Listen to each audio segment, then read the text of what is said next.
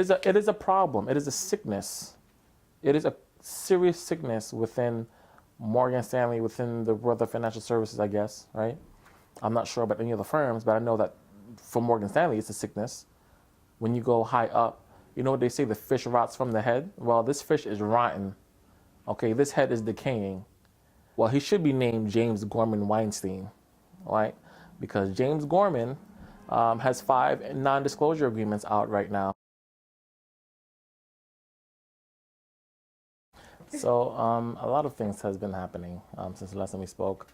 Last time we spoke, I had maybe 1 prospective client. Now I have 5. 3 of them are from Morgan Stanley. So one of the women who has an NDA describes her experience as a rape, right? Like he physically raped her in his office, is what she said, right? And you know, she's shaken by it. She is very traumatized by it. And I'm sitting with my head down, and I look up, and she's just like, "Oh, don't do that." I'm like, "Don't do what?" She goes, "Oh, your body language is making me feel uncomfortable. We've had this conversation before." I said, "Body language?" I'm sitting down in my seat, and she asked me to read something, and I'm leaning forward in my seat trying to read. I'm wearing glasses. You have one thing you asked me to explain, and you make 1 copy of it and have it on your desk, and I'm leaning forward in my seat to look at it. I didn't get up out of my chair or nothing. I'm literally just sitting there, and I've seen my white male colleagues come into her office and sit on her desk. I've seen my white male colleague come into her office and put their elbows on her desk. I've seen my white male colleagues come into her office and stand over her when she's like hunched over her, like leaning over her back, you know, while she's on her computer screen, right? But their body language doesn't make her feel uncomfortable. A black man who's sitting across from her with his hands on his lap, leaning forward trying to read a document that she's asking him to explain is making her feel uncomfortable, right? Cool. So I had that on tape. 2 days later, I complained to her boss about what she said in HR. They brushed it off as a rough or hard conversation, right? Oh, I don't think she meant anything by it. It was a hard conversation, blah, blah, blah.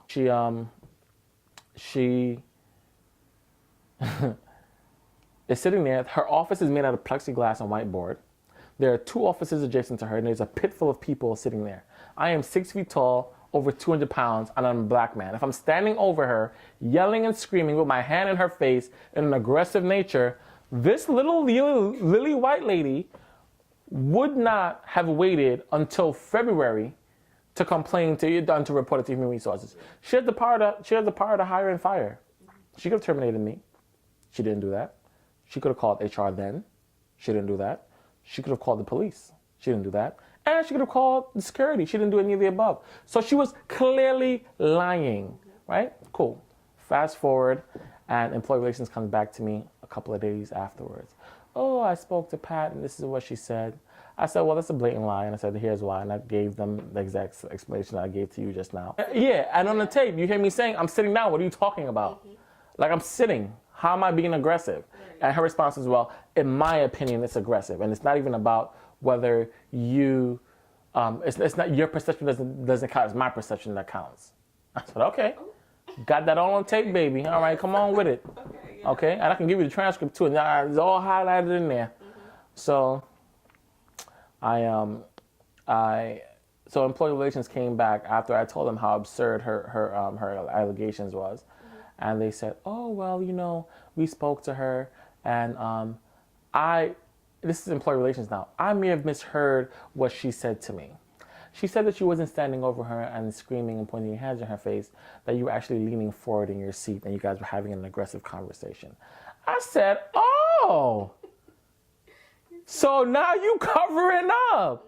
You realize how absurd her response was and how she's a fucking liar. And now you misheard what she said? Oh, I'm entitled to make a mistake. Oh, that on that level? So you misconstrued standing up, yelling, pointing hands in the face, essentially assaulting her with sitting in seat, leaning forward, having an aggressive conversation. You misconstrued those 2 things. I'm like, come on, man. Ray Charles could have seen that. Right. Stevie Wonder could have seen that she was lying. Cool.